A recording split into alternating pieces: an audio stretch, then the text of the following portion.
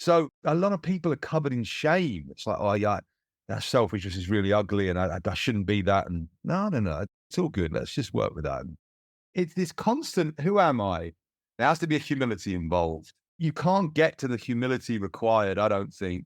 And the best people are very, very humble people, really. You can't get there unless you go into your truth. Who are you? Otherwise, it's just more ego, more noise, more knowledge, more books, more solutions. Welcome to the Unlearn podcast, where host Barry O'Reilly seeks to synthesize the superpowers of extraordinary individuals to think big, start small, and learn fast. Here's your host, Barry O'Reilly. Welcome to the Unlearn podcast. On this show, I'm delighted to be joined by Drewe Broughton, a former professional footballer who's played over 540 appearances for 21 different clubs spanning a career of 17 years. Now, Drewe was an exceptional athlete. From an early age, he was living his dream, playing professional sports. He was noted to be a potential future England player. Everything was ahead of him, and yet he faced many struggles, ultimately ending up in rehab.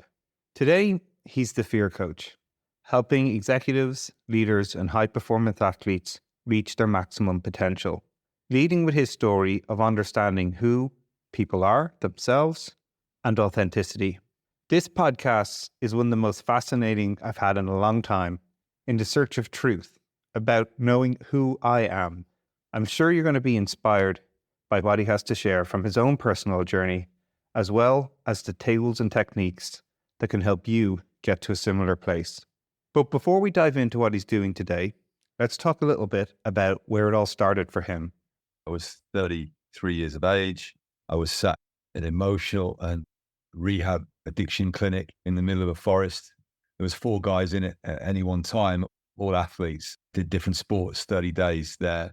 And it was the first night, and I was in the back bedroom of this old cottage, and where we were going to be there for the month. And we were told by the head therapist to sit in our rooms for an hour, and pen and paper. And he just wanted to write on our current state of unmanageability, or where our life is, family, career, finances.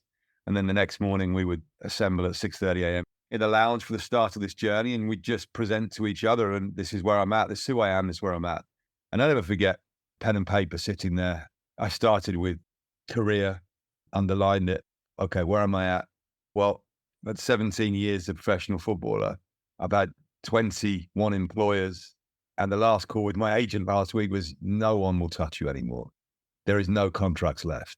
Nothing. A couple of weeks before. So that was kind of like, okay. And then next one, family. Well, my wife's asked me to leave the marital home. She doesn't want to be with me anymore. And I've got a 6-month-old daughter, and that door was shut. So that's finished. And then finances. And I was like, I owe about 75 grand. I got no job. I've got nothing, no house. I remember putting a full stop down and just sitting there. I think that was probably what it was. It was the first time I'd ever probably sat with that level of truth. And I remember an overwhelming sense of peace washed through me, almost a feeling of, you're now ready. This is it. There is no more running. You can't outfight this, outwork this, because no one would outwork me. I'd outwork fear, no problem. I could outrun, outfight, outwork, out-discipline, out-KPI, anything. It's not working anymore. That was a profound moment, because it was a moment of complete surrender to everything, really. I think at that moment, nothing's working. It's interesting to hear you describe it. You're there alone with your thoughts and a blank piece of paper and like writing stuff down. But it sounds like there's a whole load of things that got you to that place. You talk about truth seeking, right? It's a huge part of entrepreneurial journey, is seeking the truth. A lot of people don't want to seek the truth. They want people to tell them their product's beautiful, it works great, it's amazing, but it sucks. And just like people, as you're describing yourself, we know we create a facade of who we are and how perfect our life is. And yet we all know the truth is that there's a lot of tough moments lurking there. Getting to honesty, both with yourself or whatever the discipline is that you're thinking about, is a real hard practice. So what happened? What happened after that moment? What was the meeting like the next morning, or what was the next moment for you? I think that sense of peace washed through me. It was like, you're exactly where you need to be. And it was a feeling of, you're finally ready. Because I always knew I had something powerful inside me. I think my biggest gift is two things. Like I know who I am today. I can answer that under 5 seconds, who I am. I'm a very driven individual. I'm a winner. And the other side is I'm a very, very emotional, sensitive man. That's who I am. Anything else I don't know about. That's who I am. That's what I realized because it was a complete ego collapse. Everything external, materialistic was taken. So it was like, okay, well, you're going to sit with yourself and you're going to find out who you are. The next 30 days was ups and downs and it was tough, but you're just unpacking where I got lost. Where's the player who was destined to play for England and have a top career? Where did that guy go? In the business terms, it would be you had the ability to scale a monster company, like had all of that ability as a leader. And then you end up flip-flopping around a load of startups for 17 years, not breaking 500 grand turnover. That's what it is. And the pain of that, because internally, you always know your highest level. And then there's moments throughout the 17 years when highly decorated, experienced, super experienced, ex-England internationals, ex-stars who have then become coaches and managers would look at me sometimes on the training ground. What are you doing at this level? Like you'd study an animal in the zoo. They look at me, you're 6'3", you're powerful, you're a great athlete, you're technically really good, your attitude's incredible, you're the first in, like tick, tick, tick, tick, tick. Yet your performance, it's like 4 out of 10. So, what I realized in that rehab center is my gift is my curse, my desire to win, my desire to just be the best me every single day and achieve massive things was the biggest curse. I had no idea how to manage that. It was never the external pressure. It was never the fans and media. It was never any of that. It was me. It was me. I don't want to play. And sometimes I'd rather die than not be 9 out of 10, 10 out of 10 every single day. There's no point otherwise. I'm not playing. I'm the 3-year-old. I'm not playing. And with a 4-year-old son now, I smile because I watched him when he was 2 older than my wife and he was trying to put a little block in a truck and I could see him trying to get this hexagon in a triangle. And he tried for about a minute and then he picked the truck up and launched it off the wall and it left a dent in the wall and he sprinted around the house up and down. And I smiled. I said, if you weren't enlightened, you'd say that's a tantrum. He cannot accept, his soul cannot accept that he can't do that. So now he's going to wreck the whole thing.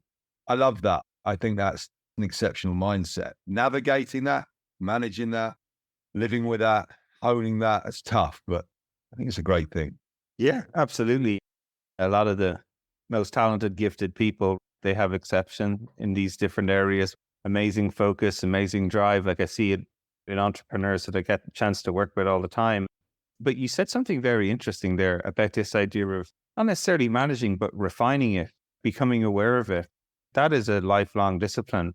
As you say, your story has peaks and troughs to it of going through that experience. So this show is all often about unlearning. And I talk a lot about, unlearning is realizing that there's some behaviors that actually can lead to massive success, but they also can limit us too as well, which is why I'm so excited to have you on the show and to talk about this, your own experience and, how you continue to help people today through coaching and so forth.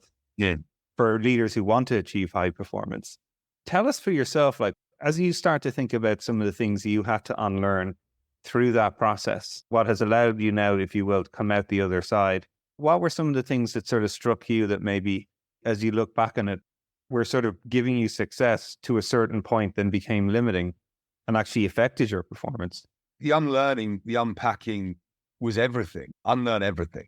I'm a big fan of Jordan Peterson and his work. And if you look at the great religious stories that prop up all our societies, and I'm not affiliated to any particular religion, but if you look at the story of Buddhism, let's say, and the Buddha sits under a tree for 40 days and 40 nights. That's basically why there's big gold statues everywhere. People walk around going, I'm a Buddha. He sat under a tree 40 days and 40 nights with very little food and water to just about take him to the point of death, to collapse everything he knew, basically, to collapse the whole ego and leave him with himself. That is Buddhism, a key. I think people like Tiger Woods, the highest performing individuals, there wasn't a coincidence. Buddhist mother, military father, what incredible nurture. One guy's driving him, discipline up, we're out, everything all in. And then you've got this Buddhist mother who's all about letting go and acceptance. And when he walked that line for 10 years, he was untouchable, but it's a hard line to walk. So I think the unlearning is every day. I try to unlearn everything. Got loads of books behind me. I smile now. I don't read books. There's nothing to read. There's nothing to learn. I get very skeptical. I had a coaching client the other day, a business owner was talking to me. He said, within 15 minutes, he'd give me 5 books. He did this one and this one. And I just sat and listened. I said, why are we on a call then? And he said to me, what do you mean? I said, well, you got all your books. The answers are all in there, right? And, and there's nothing really to learn. It's like, well, who am I? You get to a point where the learning's done. Of course, there's stuff to learn on the way up. And I understand in business, there's things to learn. You know, I've been at one business for 5 years now as company coach. I dip in and out of working with other owners. Every single one of them has everything it takes inside of them to be a great leader. The problem is they've allowed external noise, wives, pressure. That's huge when I'm coaching people. I had this conversation yesterday. You cannot underestimate the amount of men I've seen lose themselves. Strong men lose themselves through the marriage. It's the most intimate relationship they'll have. And as a leader, you've got to be maximum risk. Brené Brown, who's a thought leader in all of this space, said high performance, real high performance, is risk, emotional exposure, and uncertainty. Complete comfort with all of those. Uncertainty, no idea what's going to happen, absolutely emotionally exposed every day, and full throttle risk. I see the great football coaches, Guardiola, that's all they are. It's all in everywhere. I think a lot of people have that, but they lose it because it takes so much courage to stay in that. You miss a couple of quarters, the bank's closing in, an external noise, chief financial officer, we've got to cut here. And no, we're not. We'll be doubling down. We're hiring 5 more this month. That's the difference. It's why I think my company, even though I'm the fear coach, I created a company a year or so ago called Sweat and Courage, because my leadership course, 8 weeks, is called Sweat and Courage, because that's the philosophy I live by. That's it. Who am I? Well, I'm a very hardworking individual. Let's have some courage.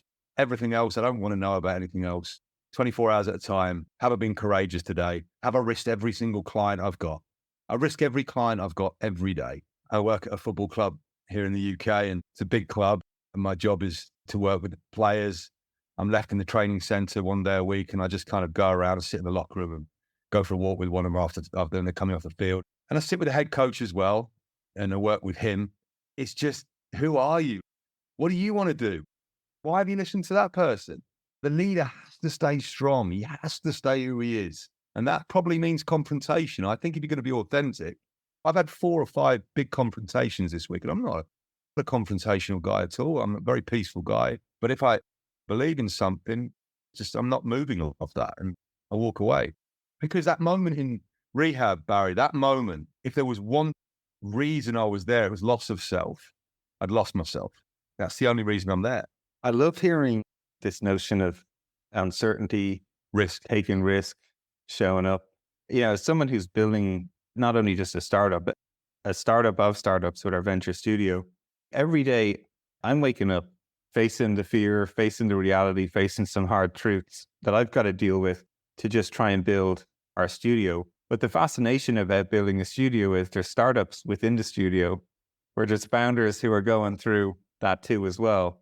Part of the collaboration, if you will, is that I've got to be there when they're having those moments to encourage them, even though sitting on my shoulder is the exact same whispers going in my ear, like, hang on a sec, this is uncertain. That mightn't work out. Are we able to get enough funding to keep this thing ticking over? What if that startup doesn't work out in a certain amount of time? What if we don't get the right hire? Maybe this thing's going to blow up. And to this point, you got to be all into it. It is hard to show up like that every day. And yet it's such an important part of the process of doing this. It's not that I don't think, as you say, people aren't talented or can't do this, but there's a certain type of part of the process that you have to recognize that that's what it's going to be like every day. And can you stick with it? Can you hold on till the next break? Can you find ways to keep pushing through? I think it's really easy for me to come from 30 years in professional sport, and I'm still in it. I've been out and worked with the US national team. I work with the athletes at Cornell University in the States. I'm back and forward to Cornell working football and baseball, ice hockey. I've got 2 or 3 coaches who work under me at Sweat and Courage. But the real issue for me is everywhere we see, if we're a young guy or we're even senior business guys, if we look at all the information that comes from social media, and there's some great stuff, there's some inspirational stuff. All I see is about working harder, getting up at 3 a.m. It's like this badge of honor. Get up at 4, get up at 2. And it's just bullshit. It's absolute bullshit. And I'll pull that myth down anywhere because I lived it. It doesn't work. Yes, sweat. Yes, you have to work really hard. Of course, we know we have to do that. And when it's a passion, it's great, but it's the courage that people don't talk about. It's all more grunt, more grit, more graft, more grind, more hustle. Okay. But beyond that, the courage piece, the courage to stay who you are and keep doing it. And that's the difference with all the top footballers and athletes that I see. The single difference. They all work the same, really. You can see all their gym routines on YouTube. You want to look at Cristiano Ronaldo, you want to look at Kobe, Jordan, you can see what they do. But courage is different. No one talks about that. So how can we help people there? I think it's easy coming from pro sport to business. I don't think you can go from business to pro sport. It's too brutal. I've never seen a CEO goes into an academy at the age of 8. And here in the UK, you're in at 8 years of age, you're in. You're in 4 nights a week, every weekend, every quarter you're assessed. You're kept for another quarter from 8 years of age. Then everybody at school knows you're the kid at the such and such a club. That's on at 8 years of age. Then you leave home at 16, 17. Now you're in the big fish pond. You're in pro sport now at 16, away from home, 17. Well, now there's kids from Buenos Aires who want to snap your leg and take your wages off your table. So you now got a kid from Brazil or Argentina. Everything's lived out in a glass bowl. It's all public. So every mistake you make, everybody can see. Parents can see it. All they want to do, your mum wants to rescue you. Oh, you'll be okay. It's the coach's fault, honey. No, it's fucking not. It's your fault. Let's go again. So it's like football and pro sports so brutal. And I've said this to business owners, and you can see at the start, the ego. And then you take them to a game, and I've done this a few times, and you're sitting in this big stadium, and I said, look at the coach there in the technical area. He's there. 60,000 people booing, hissing, spitting. He's going to get nailed straight after losing the biggest pitch. He's got to go straight in front of the media and tell them all his mistakes. And he's got to do that 3 times a week. And you're never home. And so it's not an ego thing. I think that's really enabled me to come into business. And I've got 2 businesses, so I get it. And I've got one that's scaling. So I understand it. I have to accept the overwhelming fear every single day. Crippling fear. Great stuff. You wake up, get accountable. What's going on here? Okay. Kids, mortgages, wife, certain needs there. Bang, into business. What's going on here? We're down there, losing money there, invoices missed there. Okay, let's go into that. Next one. And you can't hide without disciplined emotional routine to keep you in the self, who you are, in courage. How the hell do you do it? Because if you're not centering yourself and just spending time to ground yourself, collapse the ego, sit with the fear, really sit with it. There's a dangerous movement in psychology of positive psychology. It's really dangerous. And I've seen it in the schools and my kids. I've fought it. I've sent emails into the headmaster. Please, let's stop this bullshit. There's nothing positive here. Jordan Peterson says to get what you most want to get is where you least want to look. It's a story of dragons and gold, that the gold lives under the dragon. There's a reason. And everyone wants to just go, come on, be positive. Another day. No, don't be positive. Be truthful. What's going on here? I'm fucking terrified. I don't know if we're going to do it. We have to go in there and sit there with someone who can walk us through that. And okay, because otherwise, if we go 1 day, 2 days, 3 days, 4 days without unpacking that, then the resentments build, then the fears build. Now, as a leader, you're snappier, you're leaning into KPIs. If you want to see fear play out, it really only plays out in one big way for a leader: is over control every time. Yeah, it's fascinating again to hear you describe that fear, stress, anxiety, how that often shows up, especially in the entrepreneurial world, I find, is when you say you don't have control or you don't take action. That's one of the things I often feel we're trying to help people when they're in these moments, because everyone faces this. I face fear, anxieties all the time. I wake up with them every day. There is that moment, as you're describing, of sitting with them, embracing them, recognizing that they are things that you're going to feel. But the magic step, as you're sort of alluding to, is, but then action has to happen. Because if action doesn't happen, they just continue to sit there and grow bigger and scarier, sort of compound upon themselves, really. So how do you help people in your way, like work through that? That's a hard thing sometimes when people are stuck, when they're spinning, when the anxiety is overbearing, when the fear is uncertain, it's unknown. But getting people to take a first step, getting people to recognize that it's okay to feel what they're feeling, but then turn it into a place that they can actually own the situation, if you will, see what is true and make progress. What were some of the things you had to unlearn yourself as you were going through those processes? Everything to reveal, who am I? Once you know who you are, truly who you are, and everyone does, it's just buried under layers of fear, resentment, stuff that other people have told them, career trauma. Forget for a moment the trauma that happens for other people. I mean, I've had it with sales guys who come from cultures of 10 years of, you can't share anything and you're living fight or flight every single day. And they come into an organization which, no, we're not like that here.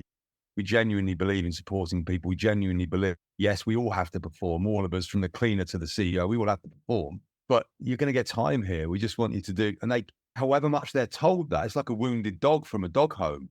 There's no trust for the owner because the trauma of, I'm not safe, it's a lot of work, but it's all about who you are.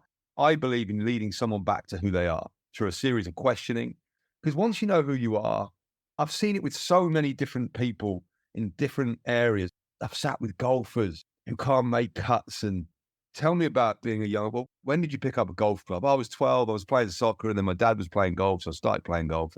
And by 14, I'm kind of off 2, and then 16, scratch, and I was in an England team. I said, whoa, so in 4 years of playing, you're in the national team? Yeah, and what were you good at? He said, I just used to fit, and you see them, you start doing this with their hands. I'd feel it on impact, I could turn it. And I said, what do you do now? Now they're bogged down in stats, KPIs, TrackMan, data, swing speed, launch angles. Rory McIlroy's guilty of that. That's why he can't get a major done. He just bogged under all these stats. It's like, Rory, come on, man. Outside Tiger Woods, you're the most phenomenal thing that's ever come into the game. Where's the kid from Ireland chipping balls? As an Irish person, it breaks my heart. I'm like, come on, Rory. Yeah, well, it is, isn't it? And you see it playing out. And you're like, where's Rory McIlroy gone?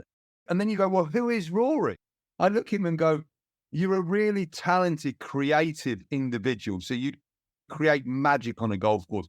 Your hands, you can do whatever you want with the golf ball. That's who you are. And you're competitive. So let's be competitive. So you have to build trust in that. And it's the trust that we all lose. Kids all have innate trust, don't they? That's why we love children. Innate trust. If I look at the best salespeople, they don't listen to people. They're beautifully selfish. And selfishness is a hell of a gift. If left unmanaged, if left to grow legs unconsciously, the same gift can turn really horrifically ugly. And you wouldn't want it anywhere near your sales team. But selfishness means drive. It means I'm going after this and I'm going to win and I'm going to achieve. What an awesome gift. So a lot of people are covered in shame. It's like, oh yeah, that selfishness is really ugly and I shouldn't be that. And no, it's all good. Let's just work with that. It's this constant, who am I? There has to be a humility involved. You can't get to the humility required, I don't think. And the best people are very, very humble people, really. You can't get there unless you go into your truth. Who are you? Otherwise, it's just more ego, more noise, more knowledge, more books, more solutions. But even when you track some of these points that you're making, right? Like you're sitting there in rehab with the piece of paper and the 4 simple questions, or as you're describing here, when you're working with people, you start by asking them very simple, open questions of, why did you get into this? What was it like? What did it feel like at the start? What were the things that came naturally to you? They're great reasons in a way because they tie into, you've mentioned a lot about childhood, like the naivety, the excitement, the willing to try things, the rapid experimentation with no judgment of yourself in a way. You sort of like hit on these types of notes for people when they are trying to discover or maybe often rediscover what initially ignited the passion for what they're doing. It's so, as you say, easy to fall into the trap of all the data that comes at you, the KPIs that you're responsible for, the people that are banking on you to come through so the company can make it through another payroll cycle or whatever the hell it is, which is so much noise, as you say, that can create a lot of pressure, anxiety, stress, all the things that actually inhibit action. How did you sort of work your way into this? As you say, your transition has been from a professional athlete to now helping other people, whether they're athletes or execs. What's some of the things that surprised you along the way as you made that transition into sort of a different focus about how you're helping people today? I think it's just the unconsciousness that's around everywhere. Just this overwhelming unconsciousness in people. And I mean, you're conscious, obviously, you're breathing, but being so, again, who am I? A very driven individual. I'm a winner, but I'm very sensitive. That was a hell of a burden to carry as a footballer because I'm one part of me is the alpha male ready to go to war, and the other part of me is crying at Disney and feeling everything. But that means I feel everything. If you look at empathy as a tool, empathy from the Greek origins, empathos, which means in feeling, we have to be in our feelings. The world is not about being in your feelings. It's the opposite of that, certainly for men. I look at my son. I went to drop him off at school the other morning, and he's just started this September, and teacher, Harrison's dad, went, yeah. Did you go to America in half term? I said, no, we went to North England in a cottage, but I've been a few times in the last couple of months. And I said, why is that? We were doing stories about half term, and your son, Harrison, told an incredible story about where you guys went in America. And I looked at him, I said, brilliant, Harrison. That's amazing, man. Like, you've created a story. And he went, yeah. And she went, but we can't lie, Harrison. And she looked at him really sternly and looked up at her. I said, that's not lying. And she went, oh, sorry, it's called creativity. And that will be happening in my house, or we take him out of school. I don't know what you want to do here. There's 2 or 3 others, parents with their head down. And I went, love you, buddy. Have a good day. Keep creating stories.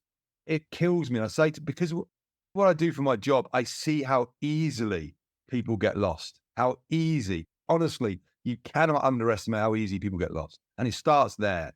I think the 2 best coaches I think I've ever lived, possibly to the current day, is Earl Woods, Tiger's father, and Richard Williams, the father of Venus and Serena. They have not one coaching qualification between them. They created 3 black athletes in a white man's game with both tennis and golf. He smashed it to pieces, and they run the game. That's phenomenal. And then you look at the 6. What have the fathers tried to do? Keep them in themselves. That's it. And when Tiger lost himself, the wheels fall off, which I'm not judging. It's very easy to do. Venus and Serena have stayed there.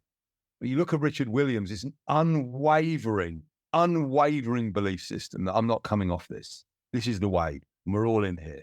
And I just see people, they have that, and then they start going, well, it might be this way, and then this non-exec director said he did this in his company, and this guy, whoa. Stop. He might have done that. How emotionally healthy is he? How in tune is he with his journey? Sit in soccer, ex-players, non-exec directors, ex-players become coaches. They're all sick as dogs, most of the ex-coaches are. Ex-players I know who are now coaches, I wouldn't let them anywhere near a team. They haven't unpacked any of their journey. They haven't gone through, remember those 15 years where I was absolutely on my knees many days questioning. They haven't done any of that. They're just like, yeah, what I did is we did this, and you got to work harder. And hang on a minute. And some of them are my buddies now. I played with them, and I look at them and think, wow. And it's hard for me now because I'm so in tune with all myself. You sit with it. I'm like seen as this, the Football Association here, the big global, the Professional Football Association have just bought my education for a new degree in emotional intelligence leadership for football coaches. And I said to the guy, very innovative, fair play, they'd opened a new business school. And he said, we want to bring you alongside the psychologists at Chelsea and Liverpool. And we're bringing, I said, you are aware of my modules, right? And he said, yeah, I've looked at all your stuff. I said, but you've been working with so many of our members. We need to bring your education in.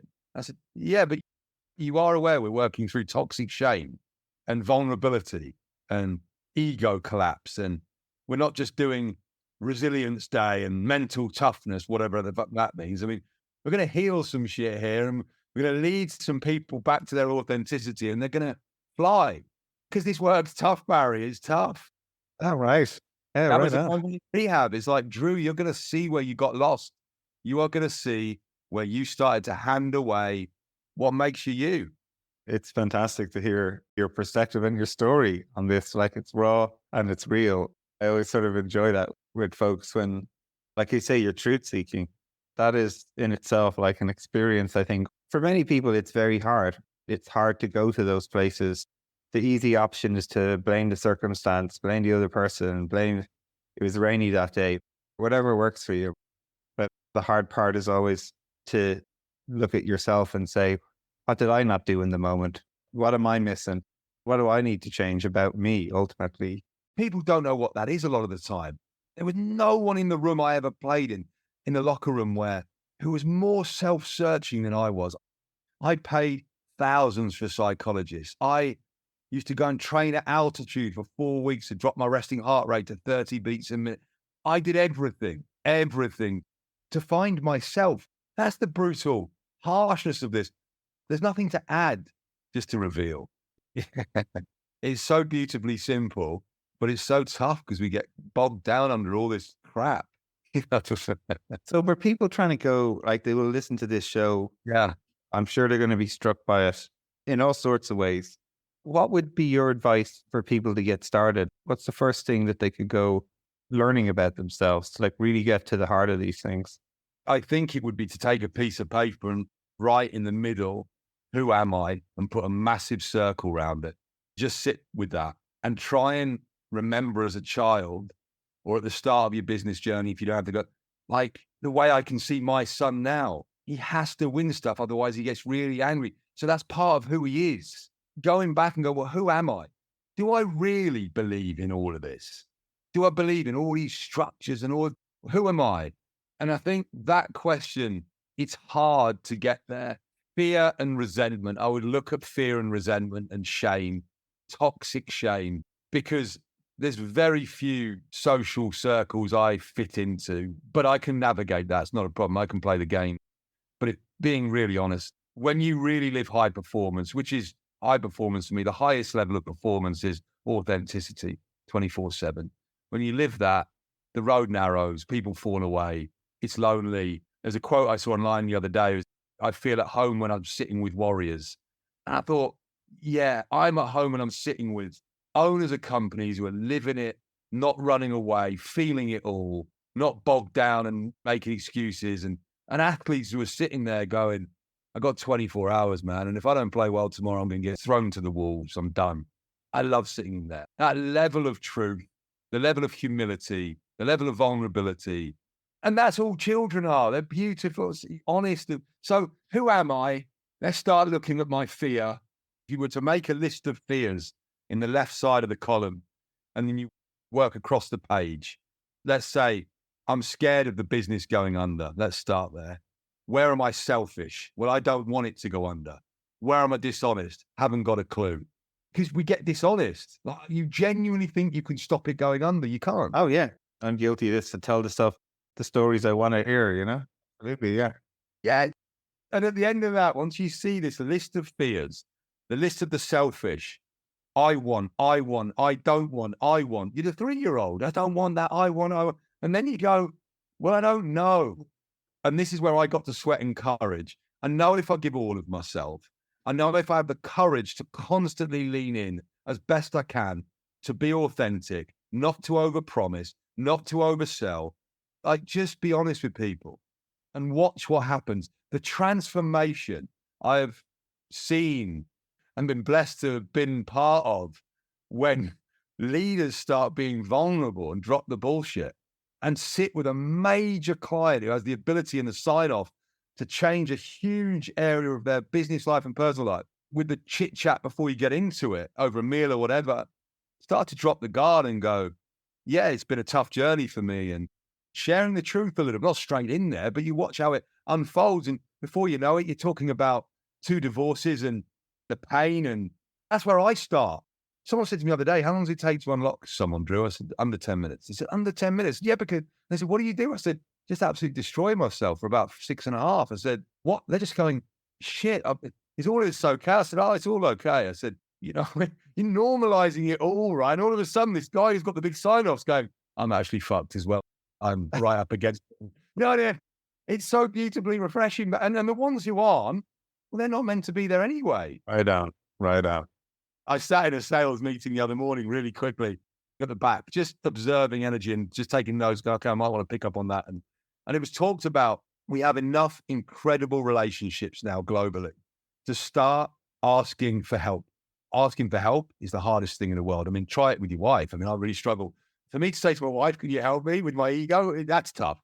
So we need to start leaning into our incredible relationships and saying, look, is there anything you can help me? I need a favor here. I need a leg up or an intro. And everyone went, yeah. And anyway, at the end, anyone got anything to say? And I said, can I chime in? And so I said, can we just unpack the nature of asking somebody for a favor and how tough that is emotionally? You're in there and you're in the meeting. you're an hour and you still not asked the question, and it's so terrifying.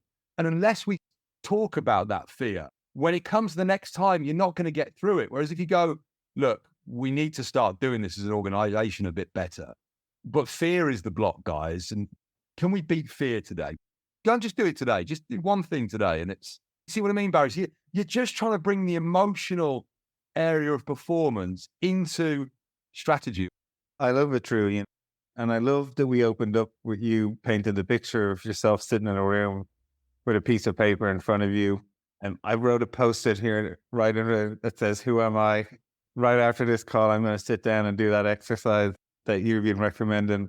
It's been fascinating to get your insights and just hear your passion and authenticity about your own journey and what matters to you and who you are.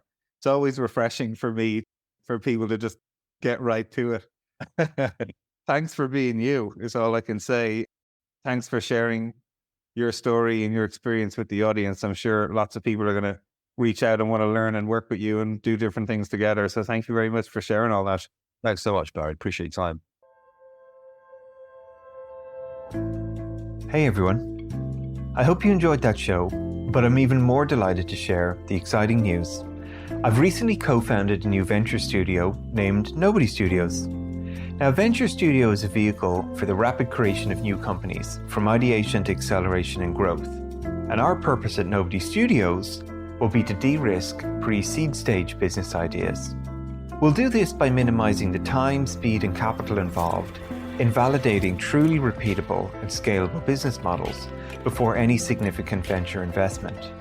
We've an audacious goal to start 100 compelling companies over the next 5 years, and who knows how many beyond that.